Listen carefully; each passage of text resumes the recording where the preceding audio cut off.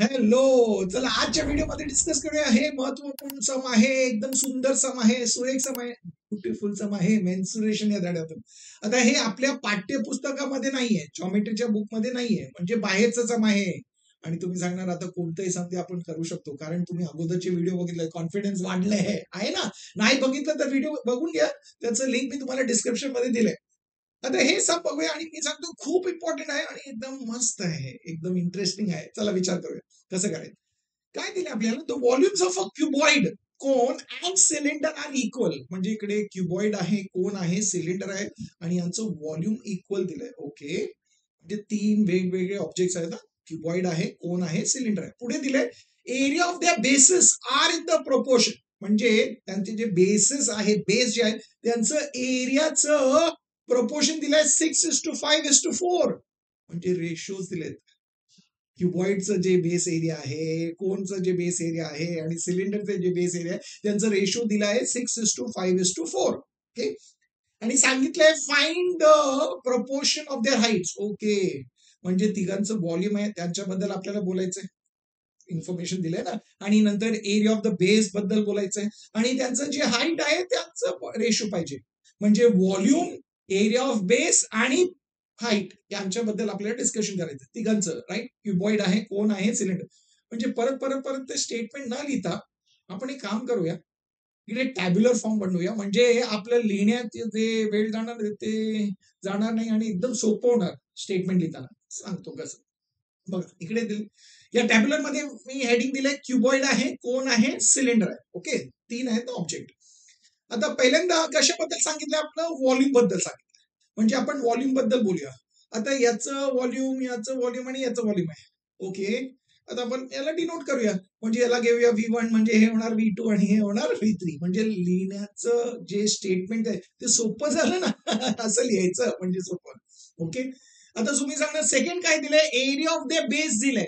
Okay, base area जे आहे ते क्युबॉइड, कोन आणि सिलेंडर याच्यासाठी एरिया घेऊया A1, A2 आणि A3. आणि आपल्याला सांगितलंय प्रोपोर्शन ऑफ द हाईट्स ते फाइंड करायचंय. म्हणजे हाईट बद्दल मग घेऊया H1, H2 आणि H3. Very good. आता हे समजून की आपल्याला विचारलं काय, प्रोपोर्शन ऑफ देअर हाईट्स. म्हणजे यांचं जे हाईट आहे H1, H2 आणि H3 यांचं रेशो पाहिजे. म्हणजे फाईंड काय करायचं आपल्याला, H1:H2:H3 हे फाईंड करायचं. लक्षात ठेवा, आपल्याला ते फाईंड करायचं. तर फाईंड कसं करायचं तुम्ही सांगणार, याचं रेशो फाईंड करायचं. सम मध्ये काही रेशो असं आहे का जे दिलंय आपल्याला, गिव्हन मध्ये काय दिलंय का. तुम्ही सांगणार हो हो, इन्फॉर्मेशन आहे ना. Area of the basis are in proportion, म्हणजे त्याचं रेशो आहे 6:5:4. एरियाचं रेशो दिलंय म्हणजे A1, A2 आणि A3 हे झ्यूम केलंय ना. म्हणजे आपल्याला दिलंय A1:A2:A3 यांचं रेशो आपल्याला दिला आहे 6:5:4. हे आपल्याला पहिल्यांदा दिलंय. हे इन्फॉर्मेशन पहिल्यांदा युज करा. ओके, आता A1, A2 आणि A3 चं रेशो दिलंय. मी तुम्हाला सांगितलं ओके, A1 चा व्हॅल्यू काय 6 आहे का. नाही, तुम्ही सांगणार ते फाइंड करू शकतो जर आपल्याकडे कॉमन फॅक्टर असलं तर. तुम्ही सांगणार कॉमन फॅक्टर नाहीये, मग चला एस्युम करूया, आपण घेऊया तिकडे. Let the common factor be x. आता कॉमन फॅक्टर एक्स आहे म्हणजे A1 चं व्हॅल्यू काय होणार आहे 6x. सेम वे आता मला सांगा A2 चं व्हॅल्यू काय होणार आहे 5x आणि A3 चं व्हॅल्यू काय होणार आहे 4x. व्हेरी गुड, हे लिहिलं ना. हे इन्फॉर्मेशन आपल्याला मिळणार. Very good. चला याला मार्क करूया, रिझल्ट नंबर 1. म्हणजे हे जे इन्फॉर्मेशन दिलं त्याच्यात अजून काय इन्फॉर्मेशन दिलंय तिकडे सांगितलंय व्हॉल्यूम ऑफ द क्युबॉइड, कोन आणि सिलेंडर ते इक्वल आहे. म्हणजे व्हॉल्यूम काय V1, V2 आणि V3 हे आपल्याला इक्वल दिलं आहे. याचं रिझन आपल्याला माहित आहे, गिव्हन आहे. ओके, V1 म्हटलं तर काय, V1 म्हणजे व्हॉल्यूम ऑफ क्युबॉइड. आता मला सांगा व्हॉल्यूम ऑफ क्युबॉइडचं फॉर्म्युला काय आपल्याला माहित आहे, ते आहे L:B:H. Very good. आता L:B:H क्युबॉइड मध्ये आपल्याला माहित आहे L:B म्हटलं तर काय, L आणि B ते बेस साइड आहे. L:B म्हटलं तर area of the base, into H म्हणजे काय, हाईट.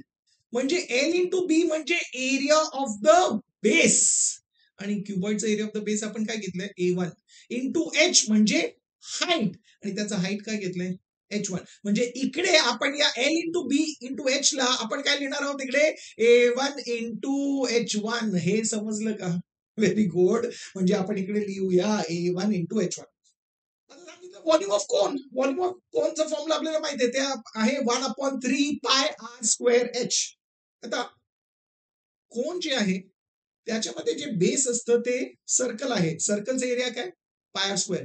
म्हणजे जे पाय आर स्क्वेअर आहे त्याचं म्हणणं काय आहे? ते म्हणजे काय ते तुम्ही सांगणार एरिया ऑफ द बेस आहे. एरिया ऑफ द बेस कोनसाठी आपण काय घेतलंय A2. म्हणजे या पाय आर स्क्वेअरच्या जागी आपण काय लिहू शकतो A2 इंटू एच हाईट. हाईटला आपण काय घेतलंय बघा बघा बघा बघा H2 म्हणजे इकडे आपण लिहू शकतो 1/3 इंटू A2 इंटू H2. हे समजलं का? आणि हे तिकडे सबस्टिट्यूट करा. Very good. V3 म्हणजे तुम्ही सांगणार V3 म्हणजे volume of cylinder.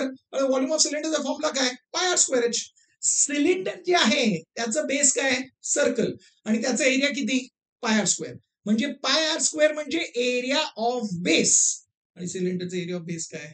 A3 into h height of the cylinder काय? H3. म्हणजे आपण याला काय लिहिणार A3 into H3. Very good. आणि ते तिकडे सबस्टिट्यूट करा. सुपर केलं.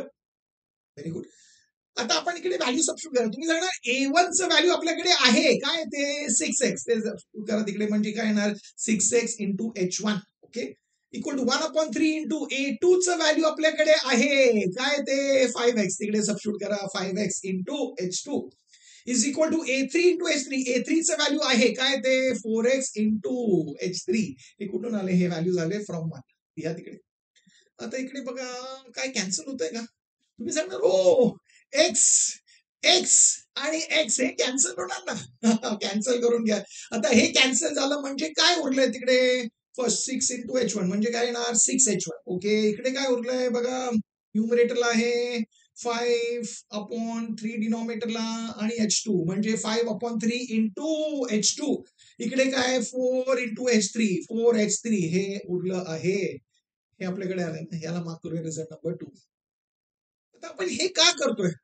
आपल्याला पाहिजे H1 is to H2 is to S3. म्हणजे H1 H2 आणि H3 यांचं रेशो काय? आता एकत्र रेशो येणार नाही. आपल्याला पहिला H1/H2 फाइंड करावं लागेल. नंतर H2/H3 फाइंड करावं लागेल. आणि H2 ते व्हॅल्यू सेम झालं की आपण रेशो घेऊ शकतो. ओके आपल्याला पहिल्यांदा H1/H2 चं रेशो काढावं लागेल.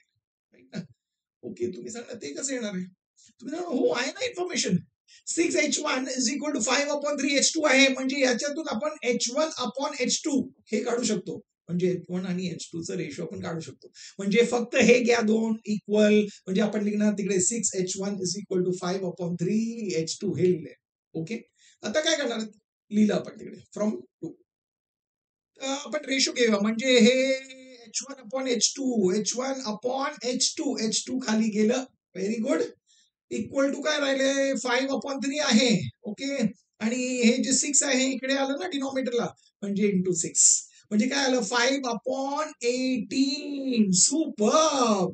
म्हणजे आपल्याकडे आला आहे H1/H2 म्हणजे H1 आणि H2 चं रेशो आपल्याला मिळालं 5:18 हे झालंय. ओके हे ठेवा हे झालं. आता तुम्ही सांगणार आपल्याला आता पाहिजे H2 is to H3. Okay H2 is to H3 पाहिजे. म्हणजे H2 आणि H3 जे आहे ते घ्यावं लागेल बघा. म्हणजे आपण काय घेणार आहोत 5/3 H2 is equal to 4H3 हे घेतलं. कुठून घेतलं? फ्रॉम 2. आता हे सिम्प्लिफाय करूया म्हणजे H2/H3 H3 डिनॉमिनेटरला घेतलं. इकडे 4 आहे. Very good. डिवाइड बाय 3 इकडे आलं इंटू 3 आलं आणि डिनॉमिनेटरला आलं 5. Very good. म्हणजे 4 इंटू 3 किती आलं 12. 12/5 म्हणजे आलं. आता तुम्ही सांगणार हो H1/H2 आलं आहे. H2/H3 आला आहे. म्हणजे आपण आता H1 इज टू H2 लिहू शकतो का? आपण ते लिहू शकतो प्रोव्हाइडेड जे H2 चं व्हॅल्यू आहे ना ते सेम असायला पाहिजे ना तरच आपण ते लिहू शकतो ना. पण तुम्ही इकडे बघणार इकडे आहे H2 च्या समोर काय 12 आणि इकडे काय 18. सेम नाही ना. ते सेम असायला पाहिजे म्हणजे आपल्याला ते 18 आणि 12 18 ला आपण 12 बनवू शकत नाही. 12 ला आपण 18 बनवू शकत नाही. म्हणजे काय करावं लागेल सेम ते व्हॅल्यूज तिकडे सेम आणण्यासाठी आपल्याला काय करावं लागेल LCM.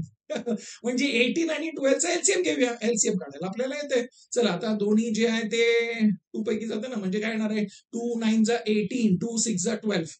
आता 9 ते 2 मध्ये नाही जात, पण 6 जात आहे, म्हणजे परत 2 9 तसंच ठेवणार आणि 6 ला 2 3 जा. आता हे दोन्ही नंबर जे आहेत ते 3 पैकी जात आहे, म्हणजे 3 3 जा 3 1 जा, परत 3 1 जा आणि 1, म्हणजे आता आपल्याला एलसीएम काय येते 2 into 2 4 4 into 3 12 12 into 3 36, म्हणजे आलं आहे 36. ते एलसीएम आहे. एलसीएम आलं 36 का? आता आपल्याला ते सेम बनवायचं आहे. म्हणजे या इकडे पण 36 आलं पाहिजे, इकडे पण 36 आलं पाहिजे, बरोबर आहे. म्हणजे ते फर्स्ट ते H1/H2 आहे 5/18. इकडे काय करतो आपण, याला 36 बनवायचं आहे. याला 36 बनवण्यासाठी काय मल्टिप्लाय करायचं इंटू 2, म्हणजे इकडे पण इंटू 2, म्हणजे काय आलं 5 into 2 आलं आहे 10 आणि 18 into 2 आला आहे 36. सुपर. तुम्ही सांगा इकडे आता H2 च्या समोर काय ते 12, याला आपल्याला 36 बनवायचं आहे. म्हणजे इकडे 36 बनवण्यासाठी काय मल्टिप्लाय करणार 12 into 3, म्हणजे खाली पण into 3. आता काय आलं 12 into 3 आला आहे 36 आणि 5 into 3 आला आहे 15. आता बघा H1/H2 आणि H2/H3. H2 बघा आता व्हॅल्यू सेम आलाय की नाही. म्हणजे आता आपण रेशो लिहू शकतो तिघांचं एकत्र. ते आहे H1:H2:H3. किती असणार आहे 10:36:15. बरोबर ना, ते लिहिलं. म्हणजे आपल्याला इकडे तिघांचं जे हाईट आहे त्यांचं रेशो जे आपल्याला फाईंड करायचं होतं ते मिळालंय. म्हणजे लिहायचं तिकडे proportion of their heights is 10:36:15. तर मला सांगा इंटरेस्टिंग सम होतं ना, एकदम डिफरंट सम होतं, पण खूप इंटरेस्टिंग होतं. काय अवघड वाटलं का नाही ना. म्हणजे स्वतःहून ते परत कॅल्क्युलेट करा, स्वतःहून सॉल्व्ह करा, म्हणजे कॉन्फिडन्स वाढेल. तुमच्या मित्रांसह ते शेअर करा, म्हणजे त्यांना पण ते सोपं वाटेल. तुम्हाला तर आवडलंच आहे, समजलं पण आहे, म्हणजे व्हिडिओला लाईक करा, चॅनलला सबस्क्राईब केलंय ना, नाही केलं तर आता सबस्क्राईब करा. आणि मी तुम्हाला भेटणार आहे पुढच्या व्हिडिओमध्ये अजून एक इंटरेस्टिंग सम सकट. तोपर्यंत स्माइल करत राहा, शेअर करत राहा आणि शिकत राहा.